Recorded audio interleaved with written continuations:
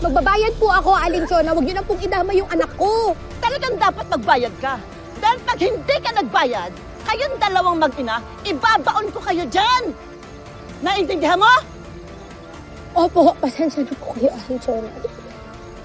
Oh, anong tingin-tingin mo? Ha? Dudukutin ko yung mata mo eh. Magbayad kayo, ha? Grabe naman, tumawa. Grabe naman. Dapat ginagawa niya, pinag-uusapan na nila maayos. Nay, papatayin niyo po ba kayo? Hindi. Hindi, huwag mo sabihin yan. Hindi papayag ang nanay. Pero tanpay po kasi siya eh. Pagsaktan niyo po kayo uli.